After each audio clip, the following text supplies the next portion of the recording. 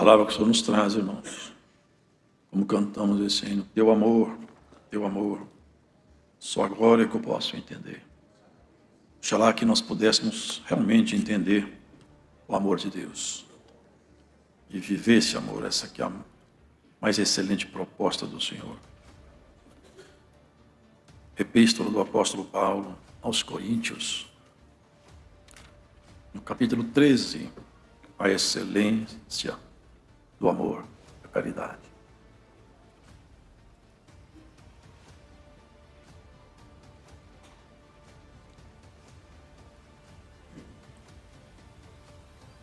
Uma palavra muito conhecida, não é, irmãos? Ainda que eu falasse as línguas dos homens e dos anjos, e não tivesse a caridade, seria como metal que soa, ou como sino que tine. E ainda que tivesse o dom de profecia, e conhecesse todos os mistérios e toda a ciência, e ainda que tivesse toda a fé, de maneira tal que transportasse os montes, e não tivesse caridade, nada seria. E ainda que distribuísse toda a minha fortuna para sustento dos pobres, e ainda que entregasse o meu corpo para ser queimado, e não tivesse caridade, nada disso me aproveitaria. A caridade é sofredora, é benigna. A caridade não é invejosa.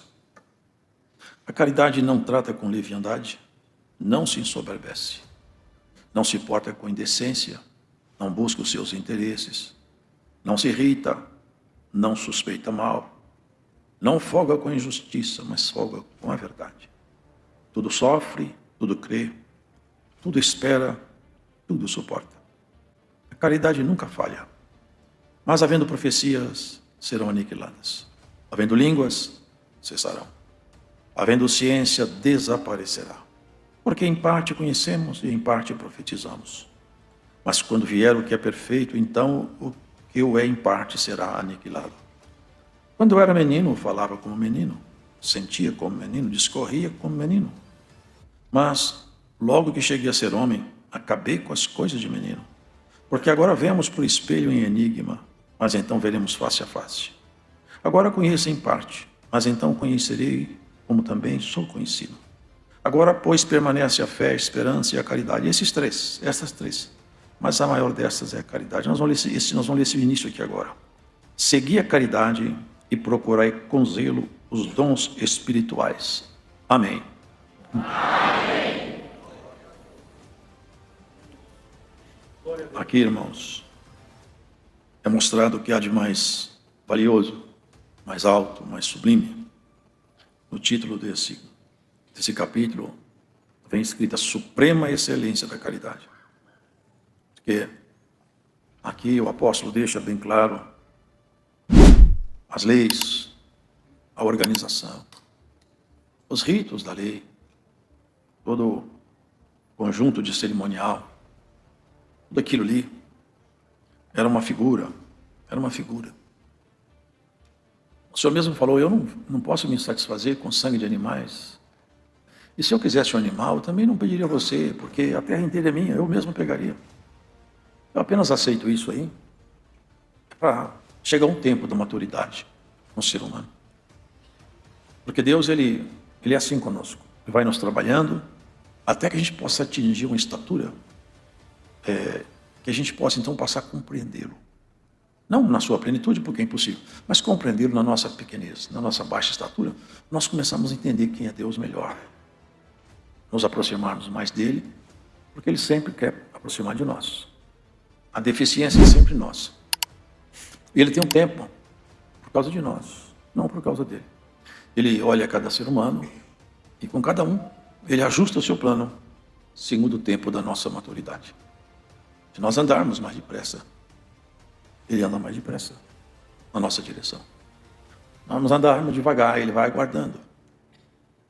Quanto tempo Deus esperou até que Jesus fosse manifestado aos homens, irmãos? Aproximadamente 4.000 anos na contagem bíblica. Deus ficou 4.000 anos esperando o tempo oportuno de trazer ao ser humano um pouco mais daquilo que estava escondido com ele. A graça maravilhosa de Jesus. E assim, dentro do universo da graça, ele também mostra que a graça é uma coisa magnífica demais. Mas dentro desse universo tem preciosidades. Dentro da graça. Muitas pessoas confundem graça com a palavra de tradução muito simplória. Perdão imerecido. Ou confundem graça com organização religiosa. A graça é o trabalhar definitivo de Deus em nós. É Cristo, pelo Espírito Santo, nos transformando de uma forma sobrenatural. Sobrenatural. E essa transformação, ela tem um cerne, o núcleo, o fundamento dela.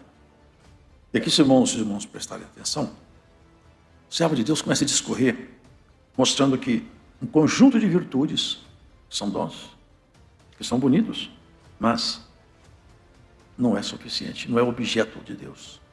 Tem muitas pessoas que acham que a graça de Deus se resume num dom, se resume numa manifestação. Reduz a graça de Cristo numa coisa muito pequena. Tem lugar que nem dons eles acreditam, eles reduzem a graça de Deus em um estudo filosófico da Bíblia. Tem lugar que a graça de Deus para eles é o seguinte, é o quanto que eles são capazes de sistematizar o conhecimento bíblico. Mas a graça de Deus está sobre tudo isso aí. Ela fez Paulo, esses dias eu vi, irmãos, as viagens de Paulo, eu vi uma comparação. Paulo viajou mais ou menos 10.400 quilômetros. Agora, vocês imaginam alguém viajar 10.400 quilômetros em cima de animal, andando a pé, naqueles barcos rudimentares, naufragando,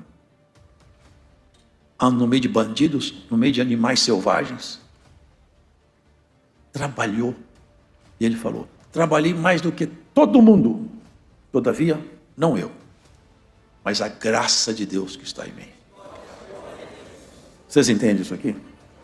A graça é esse poder transformador. E dentro da graça tem uma preciosidade, uma beleza, uma joia de valor muito raro. Que é o que há de mais precioso. Sabe o que é? É o amor. Os dons brilham. O dom, porque também muitos não creem em dons, mas nós cremos. E sabemos e convivemos com eles.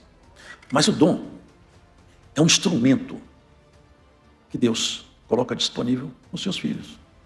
E é muito bonito. Mas também não é o coroamento. O coroamento é o amor. É tanto que eu posso ter todos os dons disponíveis na prateleira do céu. Mas se eu não tiver amor, eu fracassei. Falhei na minha missão. E às vezes quem não tinha dom nenhum visível, mas o amor batia forte no peito, o Senhor fala, você venceu. E o que significa vencer? Guardar a fé. Isso que significa vencer, guardar a fé. Não apostatar-se da fé. E Paulo explicava isso. Olha, eu quero que vocês tenham dons, eu quero ver uma igreja rica em manifestações espirituais, mas eu quero que vocês tenham equilíbrio no que é que eu vou explicar aqui. Tenham dons, mas cada dom que você tiver, coloca sempre o guardião, o amor, para que esse dom seja cativo ao amor, e não te torne arrogante nem soberbo. Muitos têm dons, mas não têm amor. Serve para todo mundo, mas não serve para ele. E se ele não tiver amor, parte daqui, ele é um trabalhador que perdeu sua jornada. Tem muitos lugares que eles ensinam que ninguém nunca mais pode perder a salvação. Vocês não acreditem nisso, viu, irmãos? Eu vou falar isso enquanto eu estiver vivo. A salvação pode ser perdida. Tem vários textos bíblicos que deixam isso claro. Se você tiver dúvida, depois leia Hebreus, Coríntios. Mas só é perdida quando a pessoa quer. Porque se tiver desejo no coração, Deus não permite que ninguém se perca. Basta ter simplesmente o desejo. Agora, se tiver amor, você nunca vai perder Deus de vista. O amor é um imã forte que te põe junto de Deus. Sabe, um dia, Jesus estava ensinando, e sempre tem uns especialistas em Deus, né? Os religiosos. Lá os saduceus. Os saduceus não acreditavam em dom, igual tem uns grupos. Eles não acreditavam em dom, não acreditavam em nada disso aí. Nem em vida posterior. Então eles quiseram colocar Jesus Cristo num dilema. Senhor, nós queremos te fazer uma pergunta. É sempre assim, com essa aparência de bonzinho, mas era para criar em Jesus um fracasso na resposta, fazer ele passar vergonha. Tinha um homem, agora vocês não vejam. Uma mulher casou-se com seu marido, mas só que o marido morreu. Ela casou-se com outro. Mas ele morreu também, ela casou com outro. Ele morreu. E assim foram 7 maridos que ela teve. 7. Depois, por último, o 7º morreu. Eles queriam colocar Jesus na parede com essa pergunta. Porque se tem ressurreição, vocês falam que vão reencontrar. Agora eu quero ver que resposta que Jesus vai dar. Na ressurreição, de quem essa mulher vai ser esposa? Se 7 homens a tiveram por esposa. O Senhor falou com eles calmamente. Vocês erram muito. Sabe por quê? Por 2 razões. A primeira delas é que vocês não conhecem a Escritura. E conhecer a Escritura é o dever de todo crente. Conhecer a Escritura. E depois vocês não conhecem o poder de Deus. Quem morre? Aí ele fala uma coisa muito bonita. Os que morreram, quando dá a ressurreição, sabe o que ele fala? Nunca leu? Deus dizendo, eu sou Deus de Abraão, de Isaac e de Jacó.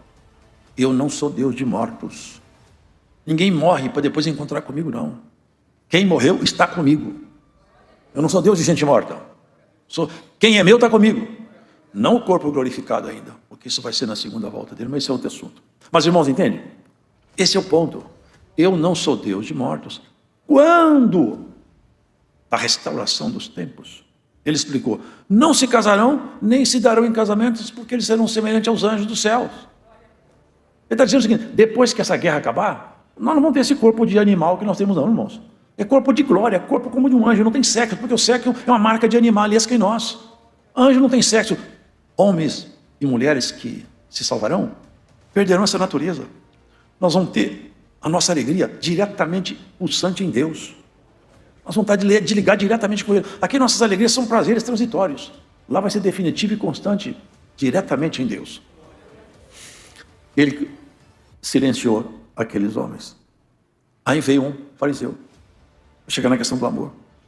Mestre, qual que é o melhor mandamento que tem? Olha, amarás ao Senhor teu Deus de todo o teu coração, de toda a tua força, de toda a tua alma e de todo o teu ser. E o segundo, amarás a teu próximo como a ti mesmo. Toda a lei, todos os profetas, estão resumidos aqui. Vocês perceberam? Amor resume tudo. Se você é capaz de amar, dá glórias a Deus. Porque você só está na graça porque Deus te amou primeiro. Amá-lo é o dever nosso. Ele nos amou primeiro, nós temos que amá-lo. É uma retribuição mínima que nós temos que dar para ele. E Paulo explicava, ainda que eu falasse a língua dos homens e dos anjos, supondo no idioma celestial, hipotético aqui, ele falava, ainda que eu falasse aquele linguajar assim, eu não acho que Paulo estava tão hipotético assim não, viu? Sabe por quê? Porque ele foi no 3º céu. Então ele é um homem à parte. Bom, ainda que eu falasse a língua lá de cima e a língua dos homens, que eu conhecesse todos os idiomas, eu não tivesse amor, eu seria como metal que sou, ou como sino que tine. Ou seja, eu faço barulho, mas fica só nisso. É um ruído. Eu preciso ter amor. Ainda que eu tivesse o dom de profecia. Interessante que na frente fala, procurai com zelos os dons espirituais, mas principalmente o de profetizar. Vocês estão vendo? Mas se eu tiver o dom de profecia e não tiver amor, sabe o que ele fala que eu sou? E conhecesse todos os mistérios e toda a ciência, ainda que tivesse toda a fé, de maneira que transportasse os montes. O Senhor Jesus falou, se você tiver fé como um grão de mostarda, você fala para essa moreira que está aqui, lança-te no mar e ela vai ser lançada lá. Se eu tivesse essa fé que Jesus falou, olha, sem a caridade eu nada seria. Vocês percebem que o amor não tem como abrir mão dele? E o amor não é alguma coisa que você recebe, não. É alguma coisa que você pratica. É fruto de prática. A ordem é amai. Então nós temos que amar praticando o amor. Aqui ele deixa bem claro que as obras sociais são muito boas, mas não levam à salvação. Tiago dá uma explicação sobre isso aqui, que muitos já fizeram confusão. Jesus falou, irmão, está bem claro isso aqui. Olha, Paulo escreveu na carta aos Efésios, em outros locais está escrito, nós somos salvos pela graça mediante a fé. Isso não vem de vós, é dom de Deus. Não vem das obras para que ninguém se glorie. Bom, ninguém pode se salvar pelas obras. Tiago fala na frente, quem tem fé e não tem obra, não tem nada. Porque fé sem obra é fé morta. Como que eu contemporizo isso? Como que eu junto uma coisa com a outra? Eu não posso ter obra que me leve à salvação, porque eu não tenho competência, para isso ninguém tem. Mas quando eu tenho fé, necessariamente a fé tem que promover obras em mim, de tal maneira que quem me olha fala, a obra desse homem e dessa mulher é obra de quem conhece a Deus, porque a obra é fruto do Espírito. Pode ler lá em Gálatas. O fruto do Espírito, não é os frutos não, o fruto do Espírito é caridade, felicidade, paz, paciência, longanimidade, misericórdia, moderação. É o fruto que o Espírito de Deus promove naquele que conhece a Ele. Vocês estão percebendo o que Paulo está explicando para nós? Quer conhecer Deus? Quer ser amigo de Deus? Ame, sem restrição. Ame seu próximo, seja ele quem for. Ame a Deus. Esse é o propósito do Evangelho. Essa é a essência da graça. É a coroa de glória. É a mais excelente posicionamento como pode ter. A caridade é sofredora, quer dizer, por amor você sofre. Quem não tem amor não sofre, não tolera. Mas quem tem amor sofre. Quem tem amor sofre. Eu já contei várias vezes, irmãos, eu vou contar mais uma vez, porque isso me marcou muito. Na minha cidade eu vi uma irmã nossa, com um filho que era um homem violento, voltado ao tráfico, e batia nela, um monstro. Só que ela amava o filho dela. Uma vez teve uma cena que me marcou para sempre. Na porta da cadeia, ele foi preso, e ela falava, deixa eu ver meu filho. Deixa eu ver meu filhinho, aqui não tem filho, aqui tem monstro. Mas eu quero ver meu filho, não tem filho não, aqui é bandido. Ela, no fundo da alma, ela gritou, ele é meu filho, eu vou amar ele até morrer. Só você pode arrancar do meu peito esse amor que eu tenho por ele, só você pode arrancar. Silencioso guarda. Não dá para tirar do peito de uma mãe um amor. Porque o amor, ele passou por cima da miséria do filho, da violência, da brutalidade, da ignorância. É uma coisa louca aos olhos dos homens, como alguém pode amar tanto assim? Não sei, mas essa irmã ficou parecendo com Jesus. O Senhor hoje está querendo que a gente comece a parecer com Ele um pouco mais.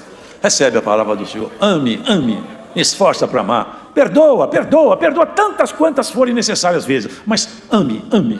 Isso é a marca de Jesus em você. Se você amar, você pode ter todos os dons, porque o amor, ele abriga as virtudes e não desqualifica quem as tem. Ele capacita a pessoa. Ah, que coisa mais linda. Tudo sofre. Você está sofrendo por alguém que você ama? Sofra em paz. Sofra em paz. O amor é sofredor mesmo. Já pensou que o nosso Senhor Jesus não passou com aqueles homens e passa com a gente até hoje? Quantas vezes nós estamos falhando, tropeçando? Isso é longanimidade, misericórdia. Meu Deus, errou outra vez. Mas o amor de Deus é assim, longânimo. Isso aqui, irmãos, é benigna. Faz bem, o amor não faz mal a ninguém. Por isso está escrito, não devais ninguém a nada, a não ser o amor com que vos ameis uns aos outros. Toda a lei se resume nisso. Amor. Quem ama cumpriu toda a lei. Quem é capaz de amar, e não é amar só quem trata você bem não, porque isso até é fácil. Difícil amar quem não te trata bem.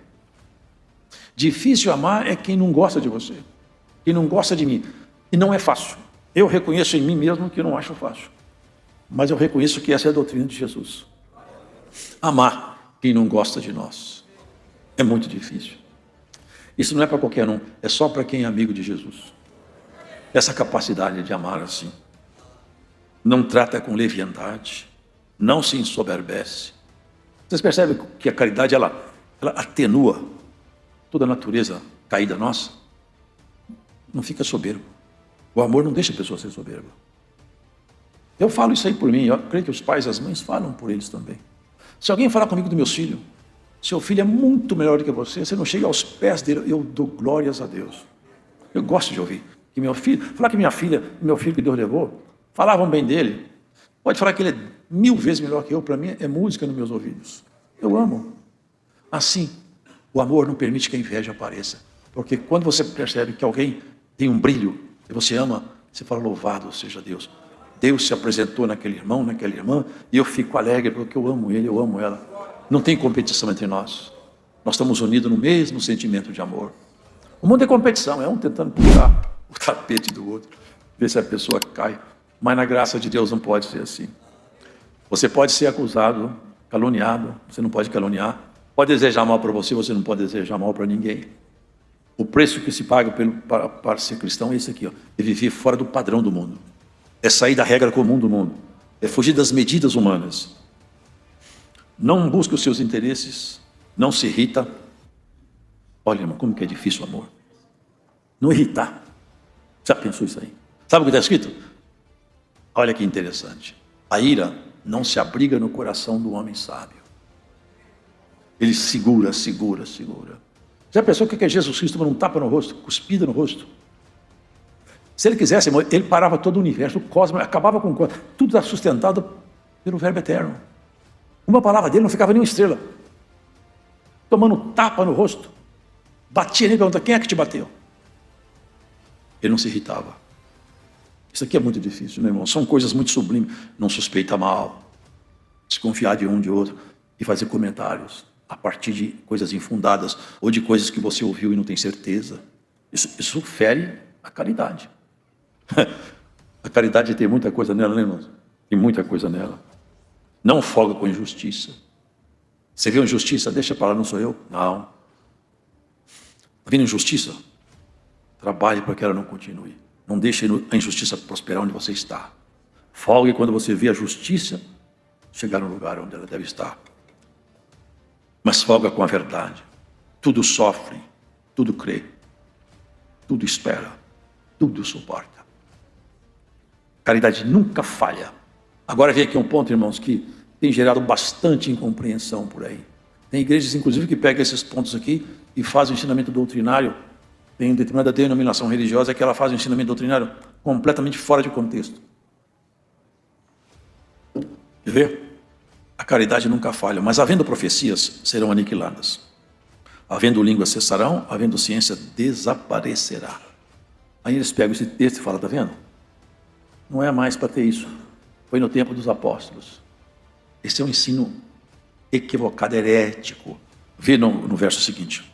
Mas quando vier o que é perfeito, então o que é em parte será aniquilado.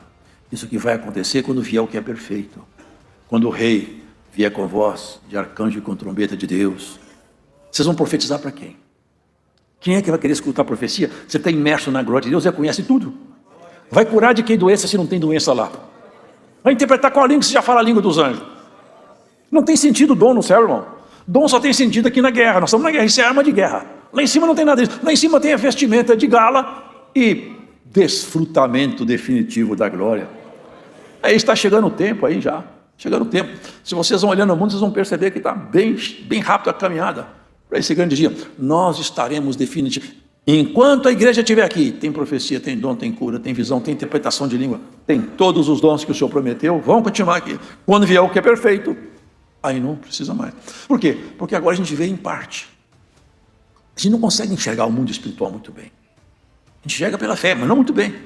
Mas quando o Senhor vier, nós subirmos com Ele, vai tudo ser aberto para nós. Não vamos. Agora a gente vê como quem olha como um espelho. Você pega um espelho, o espelho não te mostra tudo. Te mostra quem você é um pouco e acabou. Mas você põe o espelho no chão, pronto. Você não está vendo mais você. Assim, você vê um pouco ao redor de você atrás. Se eu ponho o espelho aqui, eu vejo atrás de mim um pouco.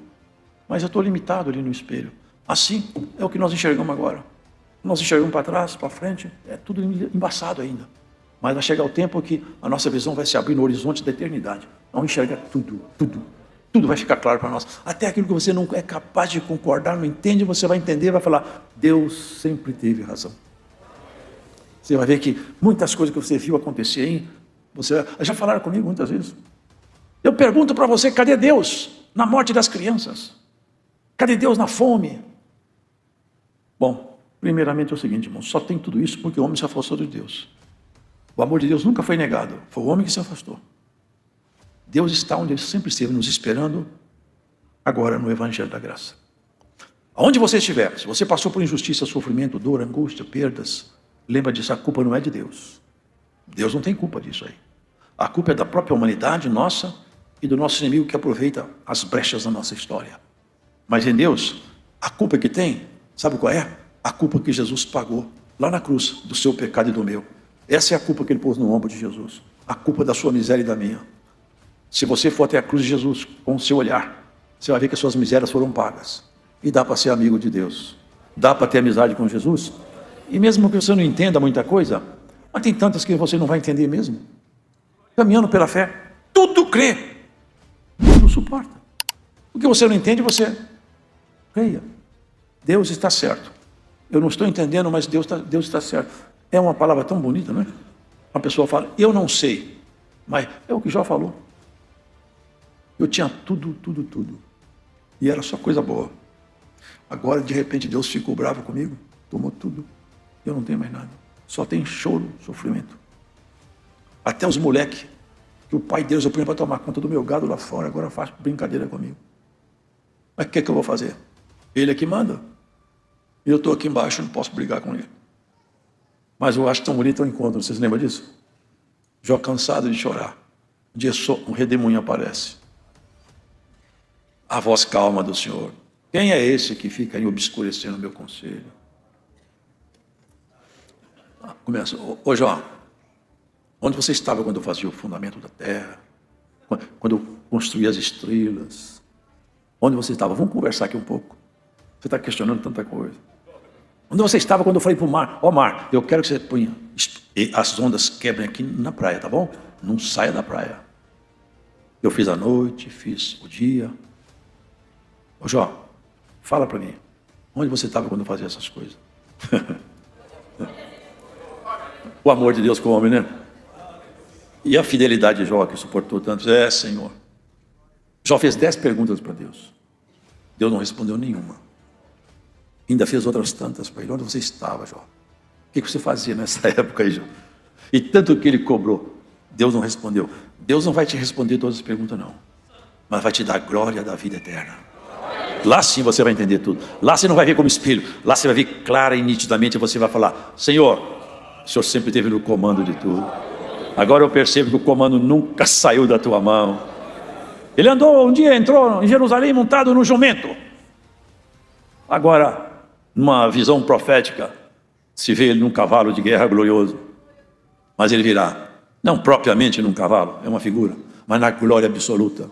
A glória absoluta. Jó falou: Senhor, sabe o que eu vou fazer? Eu vou pôr minha boca no chão. Nem quero conversar mais. Não vou falar mais nada. Porque para mim é o seguinte: escutar sua voz, para mim, já está de bom tamanho. Quantas vezes que eu falei do Senhor, eu nunca te escutei, nem te conhecia assim tão de perto. Perdoa o que eu falei, eu já estou feliz demais que eu te escutei. Estreitou a amizade do Senhor com ele. Ali ficar bem alinhado um com o outro. Porque o amor de Jó foi constante no sofrimento. Guarda isso aqui. Quantos passam por processos difíceis, mas Deus está no comando. No final você vai dizer: Deus sempre esteve no comando da minha história. Até a própria humanidade, irmão, eles falam: Deus está perdendo a guerra. Tem muito mais gente ruim do que gente boa. É verdade, sempre foi. Sempre foi assim. Vocês viram aquela guerra lá com... Como é que foi aquele lá? Ele falou com ele: não, você está com muita gente, eu não quero tudo isso não. Gideão. O Senhor estava mostrando para ele: olha, a multidão, a voz do povo, nunca foi a voz de Deus. Tem um ditado que fala: a voz do povo é a voz de Deus. A voz do povo nunca foi voz de Deus. A voz de Deus era sempre minoria. É um pouquinho de gente que consegue andar pela voz de Deus. A voz do povo, Pilatos perguntou: o que quereis que eu faça com ele? A voz do povo: crucifica-o! Essa é a voz do povo. Essa é a voz do povo. A voz de Deus é diferente.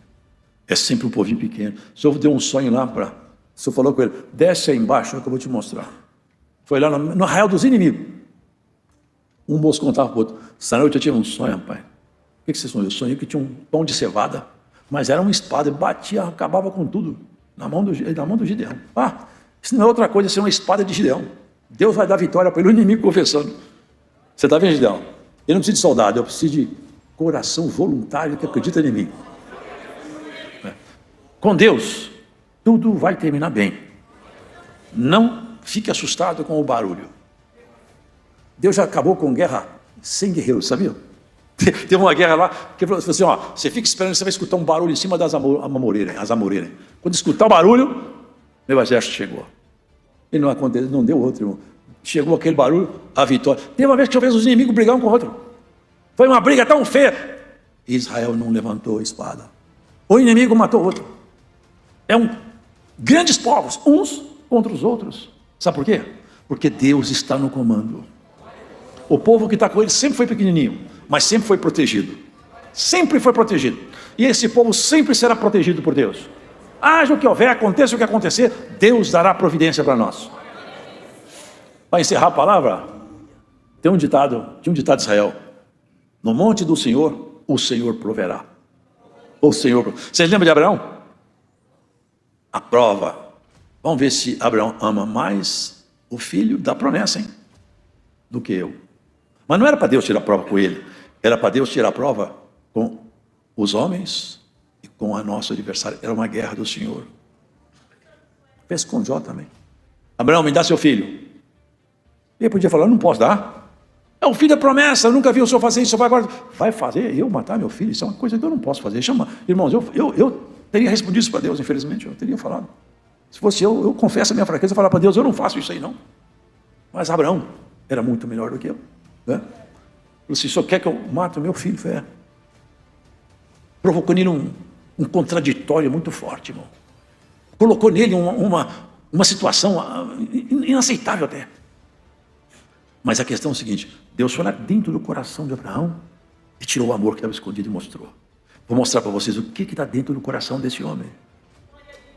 Pelo filho todo mundo já sabia, mas por Deus estava escondido. Ele nem falou com a mulher dele, vou matar meu filho, porque a mulher não deixava. De jeito nenhum, meu menino você não vai levar. Era o único. O outro já tinha mandado embora. Não, eu vou levar meu filho. Saiu 3 dias andando com o menino.